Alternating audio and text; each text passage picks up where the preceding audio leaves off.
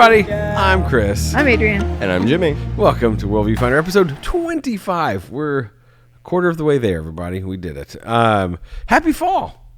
Did you guys have a good first day of fall this week? We went to a pumpkin patch already. Oh, man. Getting those pumpkin patches in. It was 85 degrees. 85 degrees. Had sunscreen on, sweating through everything. That's a good fall. Yeah, we were like, this is definitely not fall. Well, It's the Evansville fall. Jimmy, do you do anything fall related? Did I? Or do you? I stayed in the house. I guess people do that sometimes during fall. I do it year round. Open the windows, light the candles. Yeah. Are you guys pumpkin spice anything? No, Malia does like the fall scents. She doesn't like candles often. She does smell them. She doesn't light them often. Maybe on like special occasions. Wait, your wife does work at Bath and Body Works. Bath and Body Works. Oh, I can see how that could be overwhelming to the senses of being like, I work in this environment. I'm not going to put this in Light my a house. candle. Well, I think she does it because she doesn't want them to burn out and then not have them anymore. So she's like, I'll just smell it how forever. I am too, yeah. I got this, I splurged one year and I got this Harry Potter candle. It's called Autumn at the Castle. Oh. And so every autumn I get it out and it just sits there and I burn it like one time. You're like, I need to. I'm saving this candle forever. I was thinking about that, like things in my house that I like hardly ever use all of it. Because like floss is one of those things that I feel like, I use floss, but it's like, I never finish one of those things. You never run out. It just goes. And chapstick. I've got like a million chapsticks. Like, does anybody ever finish a chapstick? You lose it. Yeah. No, you lose it before you finish Yeah, it. that's the same with floss. It's like I had some, then I gotta get a new one. So pumpkin spice. Are you guys latte? I do the drinks, but I don't really do like all the other stuff. We got pumpkin spice Cheerios. See, Cheerios, yeah, like that'd be I don't good. want to invite all of that into my life. It was pretty good. Pumpkin spice Cheerios. Oh man, I do like that pumpkin foam, the cold foam. Yeah. The cold brew, cold the foam. cold I had the chai with the At Starbucks. pumpkin yesterday. It was wonderful. Is. Have you seen like the backlash of the Wendy's one? Like they have they have the pumpkin spice frosty. right, which sounds amazing, but there's like one person who posted a review and it's hilarious and it's been circling the internet. So they say it's It bad. tastes like a fall like eating fall candle wax and stuff. Like it's just really funny, like how exaggerated they are of how bad it is. But it's been circling the internet, so I feel like everyone's afraid to try it now. That's why you can't try anything new. I'll try it. I know. I was like, I still want to try it, but. All right. Well, today we're going to be talking about the new Fast and Furious. It's not. I mean, it's new it's on Peacock, so I can watch it now. Yeah. I don't go to movie theaters anymore. And then so we're going to talk about sequels, problems with sequels, maybe. Adrian's got a little creepy book. She's going to recommend fully. No, I'm just kidding. Nope. But, and then maybe if we have time, well, Jimmy will say something. No, We'll see. Stay tuned. relationships. We'll talk about that. But yeah, so I watched Fast X. And that's Fast 10. It's a new Twitter movie. Oh my goodness. That's it was all part of the plan. I was waiting for that joke. Yeah, Fast 10, which they should have called it Fast 10 your seatbelts. Fast But 10 your seatbelt. Yeah. I had a missed opportunity there. right, so many opportunities. But so this is the 10th movie actually, I'd probably be number 11 in the franchise because you had the Hobbs and Shaw spinoff. Don't forget that one. All right, so we'll do WorldView stuff first and then talk about just problems with it. So these movies, if you've never seen any Fast and Furious movies, what is wrong with you, first of all? But secondly, the original one was kind of okay. It was a decent movie. It was fun, whatever. It's the cop that goes undercover and infiltrates the gang and then like ends up like, oh, these are nice people. They just are criminals. Oh, nice. They do crime. And so they figured out like in that one that the bond of the characters is what is going to keep this franchise going. And so it's always been about family from then on, and like your chosen family versus your real family. Ooh. And so it's like your friends. It's like, I don't have friends, I have family. Like that's Dom's kind of like mantra. Dom's the main guy now that that other guy died. Whoa! So, spoiler alert. Paul Walker. Walker. Paul Walker died in real life. So, spoiler alert. So they just wrote him out of the movies. They're like, oh yeah, he's doing his own thing. Let's call him up. No, we can't. We told him we would respect his boundaries. Oh, God. His wife can come over, but he can't. Like I said, like what happened to him? But yeah. So this one again like plays on the family theme, and now Dom has a son that's getting older, and so he's like teaching him the ways of drifting and like driving and all that stuff. And so, but from Dom's past, where he did a job and accidentally killed a guy in the process. Paul Walker killed Paul Walker. He killed a guy, and now that guy's son is grown up, and he's coming to wreak havoc on Dom. And it's not even about. It's just about making Dom suffer and his family suffer, and he's going to take away everybody that he loves from him. And so that's a good principle to live by. Can I spoil something? You've already have. No. I mean, okay. Spoiler alert. So this is like part 1, which I did not know that. What? So there's going to be a X2, X squared, X2, XI. So. No, I mean it'll be the 11th movie, but it'll be like a direct because all the movies sort of tie into one another, but they're not like, oh, this is part 2 of this movie. It's just like, hey, we got to do another job and do this. So this one's like going to be directly tied in. I thought this was the last one. I see everybody says that, but I don't remember anybody saying that. One more. And now that The Rock and Vin Diesel have squashed their beef, The Rock's going to be back for Dwayne more. The Rock Johnson. Yeah, because he's like, hey, I want that Fast and Furious money. Because but yeah, so the idea like is that friends are your family. Like you have a close group of people that become your family because they always have like a family meal together and pray. After they've murdered so many people throughout the movie, they're like, let's get together and pray over our Did they really pray? Yeah. No, they always say grace at the end. Like almost every movie ends with them. Not this one because it's just to be continued. Yeah, but wow. But they did have the scene where they sat around. They didn't pray in this one though. But a lot of them they do like have interesting. I don't know if they like say it on like I don't know. I can't remember. One or two of them might have the prayer on there, but a lot of times like hey we'll say grace or whatever before the meal. But well, that's the thing, like, because in the first one, you are drawn into this character of Dom and like the way that he lives, because you're like, oh, he's kind of a simple guy that's been dealt a bad hand, and so he's trying to make the best of it, but he's robbing people and doesn't care who they hurt in the process. And so, but you've kind of come to like him, and he's gotten pardoned and all this stuff, and he's a good guy now. But it's good. So, okay. But the idea of like, who is your family? Like, that's the thing, right? Like, who really is your family when it comes to who are my mothers and brothers?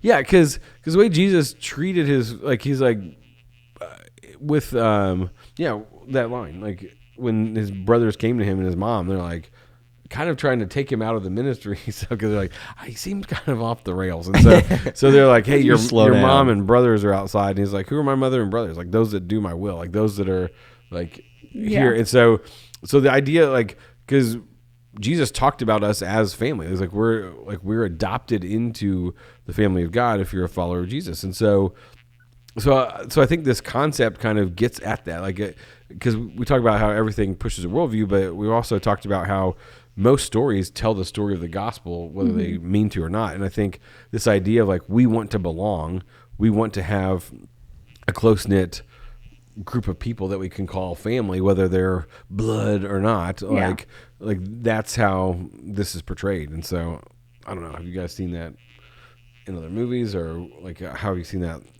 I guess, in your own life? I think that is a worldview, honestly, that's being pushed now in our culture. Is people want a family, but they are very bent on like finding your family, and it's usually like your close knit of friends, calling them that. I mean, even businesses are like, we're not coworkers, we're family here. Team members. Like join our family and stuff like that. So I think that is because it's appealing. People want that idea of a family, but I don't know. Like, is that a good worldview to push? That's the question. Seems to like almost though dismiss the actual blood relation. So is that important? Yeah, is it?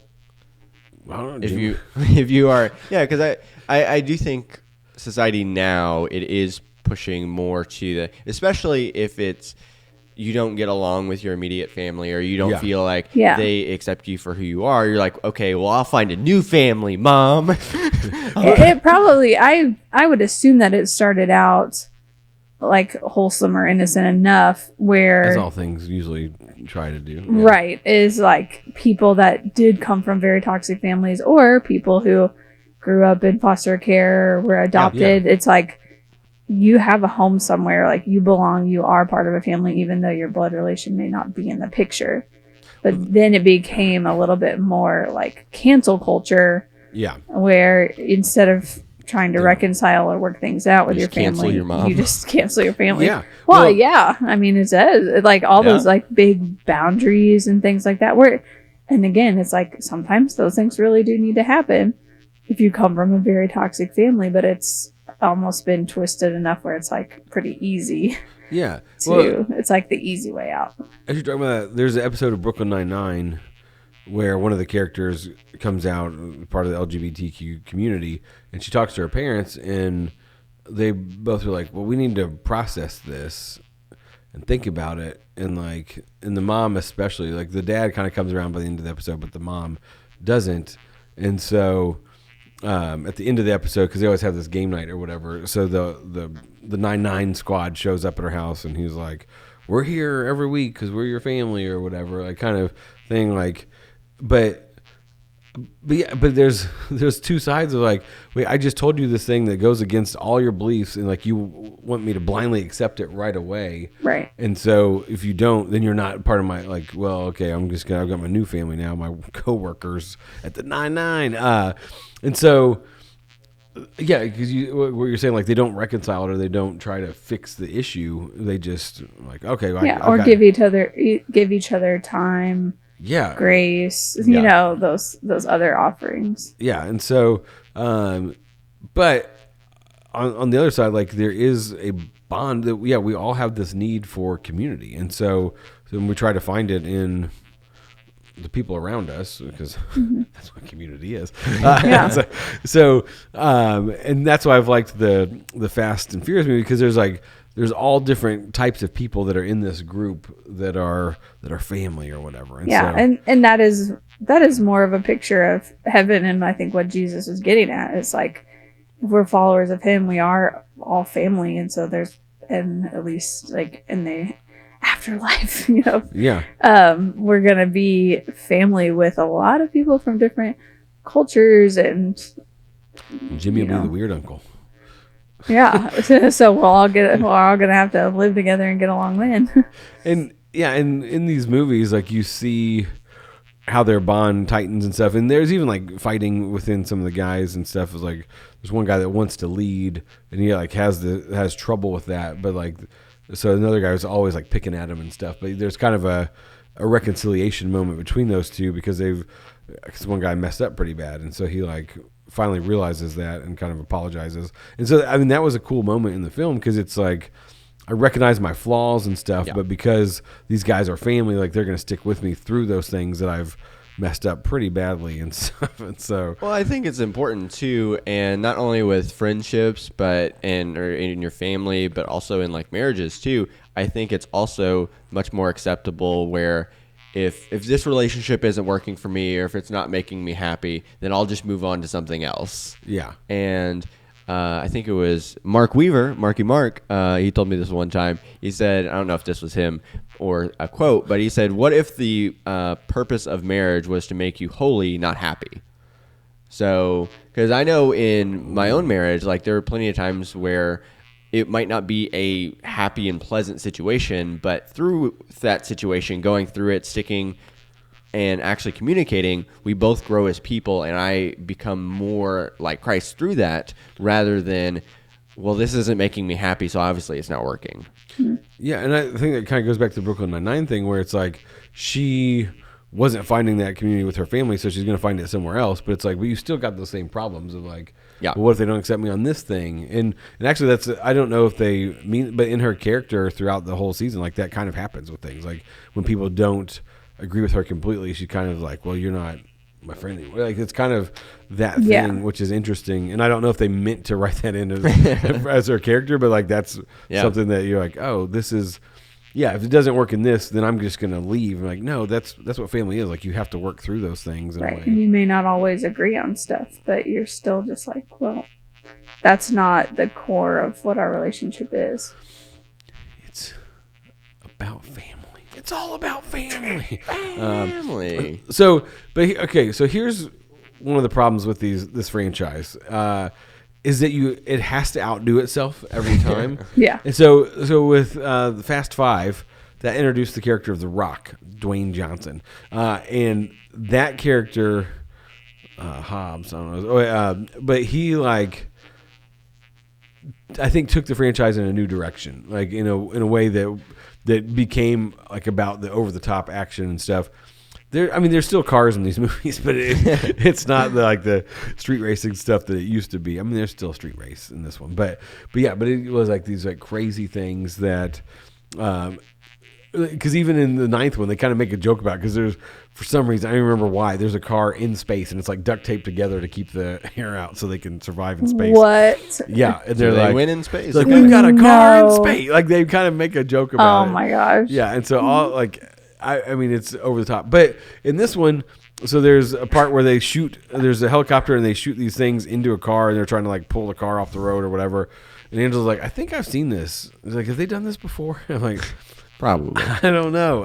It's like but Fast and Furious, I feel like, has ruined the car chase scene because like Bond always has a good car chase scene or even like Mission Impossible. Yeah. And so it's like, how do you outdo each other on those things? So the other movies having to outdo the other ones. Yes. I think of Die Hard where it's like they're different scenarios like 1, 2, and 3. So it's like, okay, well now we're not in a building anymore, but we're in an ice area. So I'm going to stab people with icicles and stuff or whatever. But then the fourth one that was more recent, it was like, we've got to get a car ramping into a helicopter. And you just shot that car or helicopter with your car. Yeah. Yes. Where it just gets like more and more elevated of what action scenes can we do.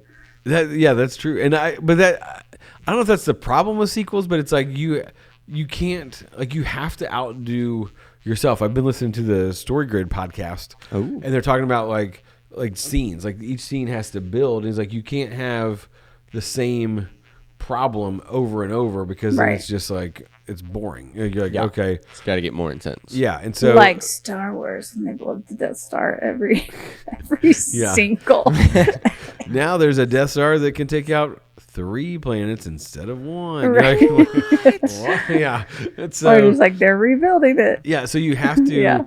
You have to do that. Otherwise, it's like, well, we've seen this before, and so I don't know. Has there ever been a sequel that you thought was better than the original? I've had time to think about this and I still can't. Oh, I know there is. You know, you have one? Yeah, Fletch Lives was a lot better than Fletch. And none of you have heard of that. But correct. Oh my goodness. I mean, I have, but I wasn't allowed to watch it. Old Chevy Chase movies. They're actually remaking Fletch with John Hamm as Fletch. But good for him. What's your name? Fletch F. Fletch. I mean, is Return of the King better than Fellowship or Two Towers? I liked Two Towers is my favorite. Oh, is it? Okay. Oh, that Helm's Deep, that battle is the greatest battle of movie. I feel like heartstrings for Fellowship, but I feel like I just love the epicness of the third book and movie. So if we can't think of like basically any, like there's very few, so why is that almost every movie the first movie is almost always the best? Yeah. Why is that? Yeah. You mean Return of Jafar? Kronk's New Groove? Kronk's New Groove. Lion King 1.5? Lion King 1.5, I mean. 1.5. It's on the menu. Yeah, that opening, I laughed. The rest of it, I don't know what else happened. It was terrible. But that first, what's on the menu was fantastic. Because it's the start of something new. Yeah. Like it's like this is fresh. Although I would say like the Fast and Furious movies, I don't know. I like them all sequentially. Like I don't think I would go back and like, oh, the first one was by far the best. Like no. Like, I think I enjoy some of the newer Mission Impossible more than the original. Yeah. Okay. Well, Mission Impossible 2 was the worst. Yeah, but I mean like the first one's great. It is. It's a classic. I went back and rewatched it. I was like, oh, this is really good. Yeah, it is really good. You're right. So, but the other ones are, but they do different things. Because the first one, and then the like tech is so developed that it's like it becomes way cooler. But I mean, character development wise, I think there's something to say in sequels where it's like you've got to. I'm just thinking maybe of like Frozen, where you get more of Kristoff, like he gets his own song, this time, and you have to develop characters more, and so some of those characters get the spotlight, and you're like, well, that's not. I don't care. Because I care. Well, yeah, because that too much Mater. My friend always says that. Because too much what? Too much Mater. Because Cars 1 was great. Cars 2, you're like. Because it was like it's like people latch onto a character and it's funny, but it's like it's funny contained as it was. We don't need more. And that's what Kronk's New Groove wasn't great, because Kronk was a great character in Emperor's New Groove, and everyone loved him. But it's like he doesn't need his own. Baby. Yeah, Kronk's New Groove was terrible, but the cartoon, great. Bomb.com. It was really good. the show. So I think with that, I think some sequels can be good. But I do think that with certain sequels and franchises, the reason that they're making a new movie is for the money. And they're like, oh, well, this was a hit success, the first one, so now let's make 10 more and not put that much effort into it. Right. Okay. The Dark Knight Rises was better than Batman Begins. Okay, fair enough. I think that's... The Heath Ledger Joker? That's the exception. I know, that one, I say by far, because that one's in one of my top 5 movies. Like, you're right. Yeah, that one was better than the first. I just forgot, how many Ice Ages are there now? I feel like they're still making because Amos is obsessed with all of them. Oh my goodness! Yeah, and they have the spin-off characters where they're terrible. Focus on they're those. So terrible. So that was one where I feel like they take the franchise and milk it for absolutely everything it's worth. Well, Shrek did that, but the second Puss in Boots movie, we've talked about on here, was really good. That was good. That was really good. And so every once in a while you get something good out of these. I'd say that one was better than the first. I don't even remember the first Puss in Boots movie. I don't think I didn't even know there was. I don't even know why. I think they just skipped right to the second one. Like, we're gonna make the last wish. So you're saying they overdo it too much? Correct. Yeah. So they are doing it just because they know at least some people will buy into it just because of the name of it. So they are more concerned about making more money rather than telling a good story. Oh, Toy Story 2 is better than the first one. What about Toy Story 5? Yeah. Is 5 out? Or is it it's not yet. It's coming out after. They should have stopped at 3. Well, that's the thing. And I forget if it was Disney Channel or Nickelodeon, but there was one where shows, even if they were doing really well, had a cutoff. Like, I think it could only be 2 seasons, because most of these shows would go for like 3 or 4 seasons too long. Yeah. And like Gravity Falls was a good example of like it's 2 seasons and it leaves you wanting more. Yeah. Rather than these other ones where it's like, oh, they're still. We're watching SpongeBob me and Malia right now, and we're on season 7, and there's 13 seasons. And season 7 was released back in 2010. And then they have spin-offs. They have Camp Coral, which is like their origin story when they were children. And season 7 is starting to. It's definitely past the end of the golden era of SpongeBob. It's when I stopped watching. Ralph Wrecks the Internet. I liked Wreck-It Ralph 2 better than 1. Oh. Yeah. Yeah. Okay, so we're finding some. Okay, but this does not apply to video games because video games, the sequel is almost always better than the first one. You hope it is, yeah. Yeah, because they work out the kinks and stuff. Yeah, and like, but that's where you're like, oh, they had this gameplay element that was really good, so they like put that in more, and you're like, oh, I like that better. But whereas like there's certain characters you're like, I don't want more Olaf. Like he's funny in pieces, but don't. I think he needs his No, in own the second miniseries. one, because then he does the Olaf Presents. Oh yeah, Which I was like, Olaf is always good. Maybe it's Kristoff. There's a character. I don't know. Kristoff gets on my nerve. But okay, so I don't know because sequels. We want those though, right? Like when we hear, they're making another one of these. I know. We get excited about it, and then we go and see then it. they're never good. Oh, the John Wick movies. I feel like they all build. Do they? Well. Okay. But again, like you have to outdo. So number 4, it's like a lot more like Crazy violence. Well, and that's the thing. It's probably hard to follow that up. We're not recommending these. You're right. So they're like, it's too hard to actually make a better movie. So let's just make a movie, and it could just be the people who are actually making the movie because you do have some that are better, but then some like Ice Age, it's literally like they're just trying to get as much money as they can out of it. Yeah, they're terrible. Terrible. That's why I hate did like sequels. the Ice Age movies. They were fun. Have you seen the most recent ones? Probably. Have you? We have kids. Okay. Yeah, we've seen them all. Seen a lot and for some there's a reason, lot our of kids like them. All right, it's time for Cool. Florida Flea. Okay, this one. I tell you what, Florida, what is going on? Hey, 86-year-old woman accused of stealing over $10,000 from a 99-year-old blind and deaf man. Blind and deaf. She's 86. She's 86. They live in the same like retirement community. She's sure still it's hustling. the Village, right? Everybody lives in that. Yeah, so I don't know what it is. Well, she doesn't live there anymore. Well, no, she's Got out of living in town. jail.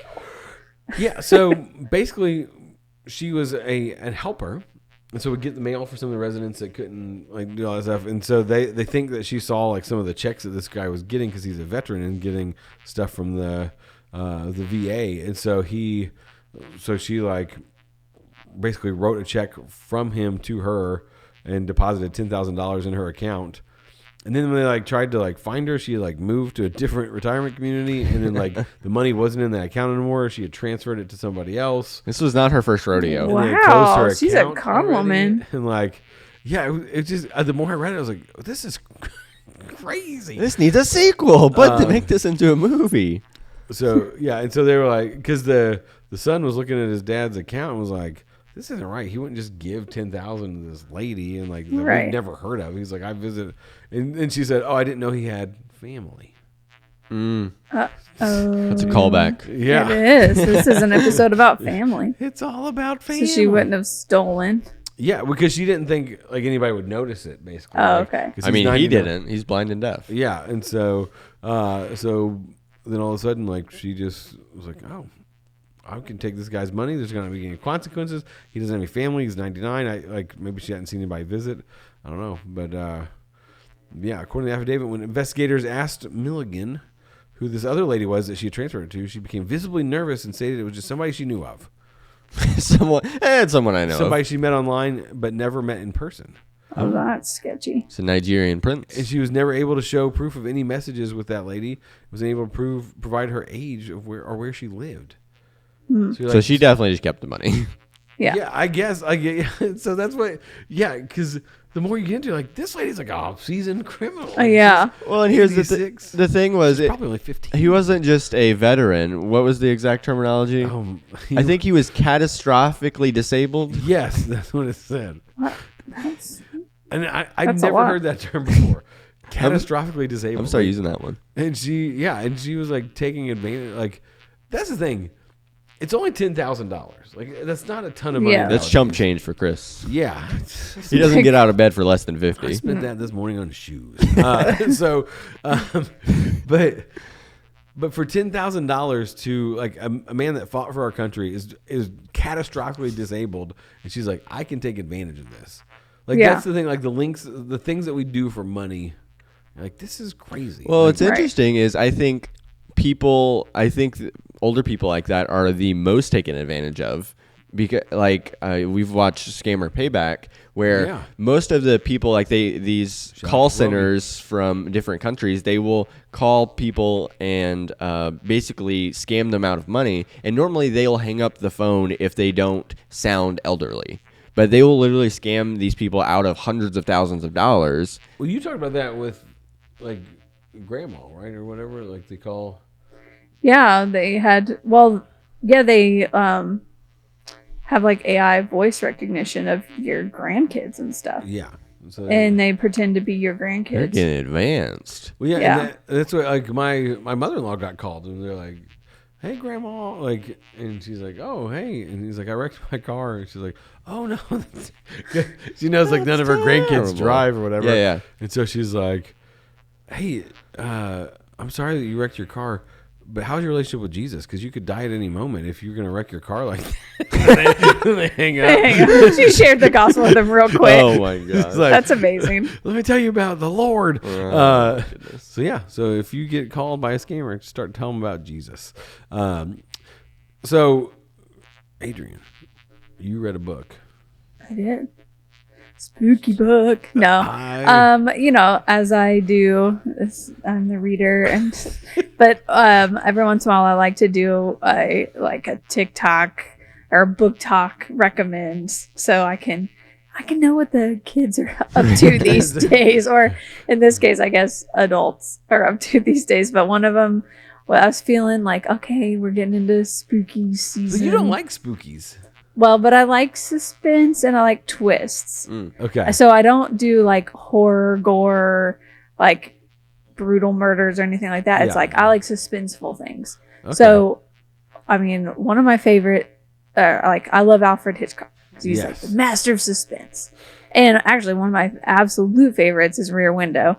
So this book talk was like, this is kind of a modern take on Rear Window. So it's called House Across the Lake. Oh, House Across the Lake. Okay. Yeah. Give a real quick overview of what Rear Window is for those that may not know. Yeah, may not movies be from like the 60s. Yeah, I've never heard of it. Like Jimmy, you never heard of Rear Window? No. Okay, but what about is that a movie? What about Suburbia starring Do you know Shia LaBeouf? You know Alfred Hitchcock? I feel like I've heard the name. Oh, what? Whoa. Wait, you don't even know Alfred Hitchcock films? No. Like Psycho, The Birds. Vertigo, Rear Window. I've heard of The Birds.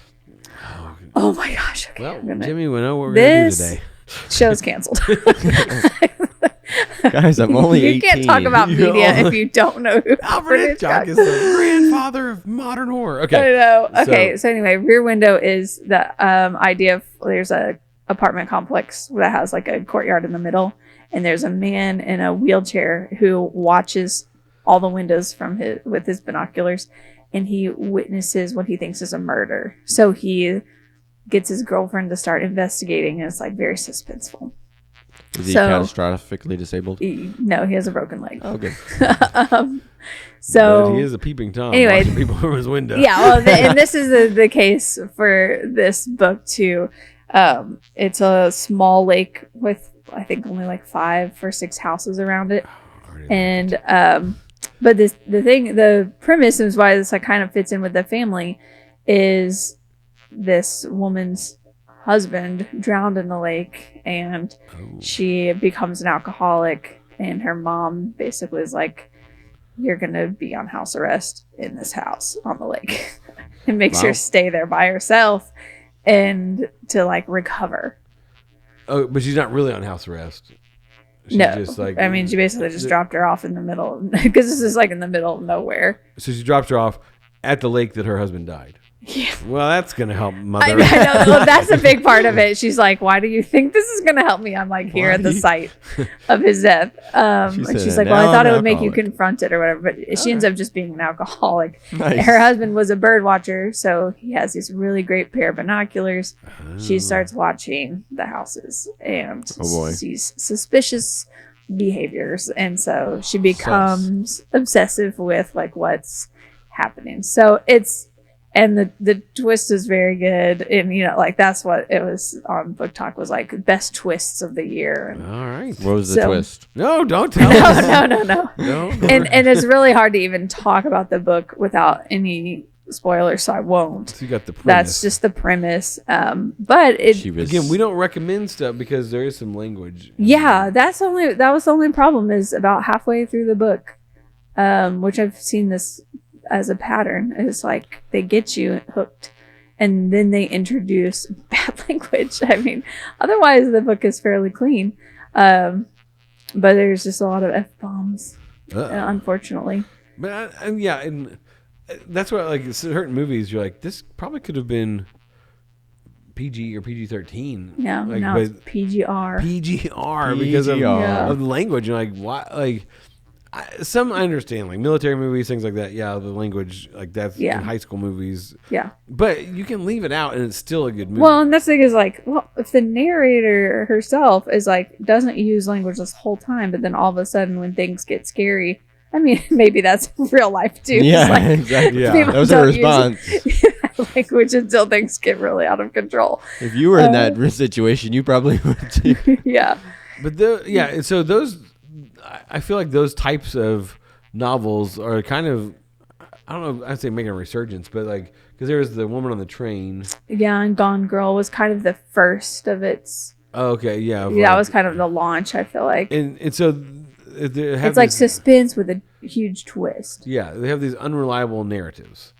Yeah, so we're like narrators. Because in the Woman on the Train, she's also an alcoholic, and so you're like you don't know. She's like, I saw this stuff, but you're like, did you really see that because you were drunk? And like so you think you saw this person get murdered, but there's no evidence for it. There's no anything, but you're like, did this really happen?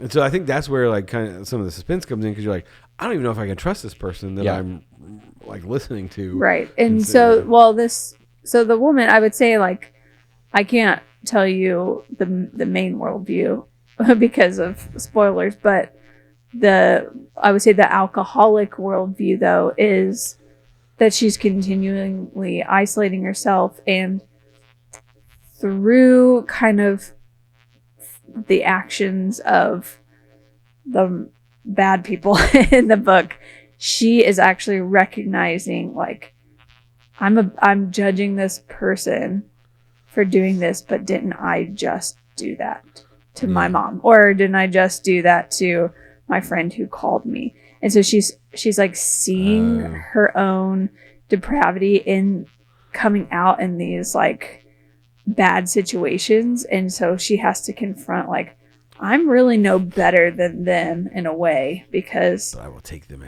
how I am treating others. And so she does really struggle with like, who is my family, who's caring for me, who am I caring for, am I selfish, those sorts of things. Family, isn't it about time? Yeah, I don't know. I mean, it was a really fun read, but I don't know. I can't really recommend it because we don't recommend this up. But I mean, we want you guys to look these things up. And see if you can handle it and all that stuff. But if you're looking for spooky books this season, a little suspense, or if you're looking for a spooky TV show, next episode. Stay tuned. Hey, stay tuned for next episode. Can I say what we're going to talk about? Yeah, we're talking about Over the Garden Wall next episode. So you have 2 weeks, right? No, 1 week. You have 1 week. You have 1 week to go watch it. I don't know if it's still on Max or not.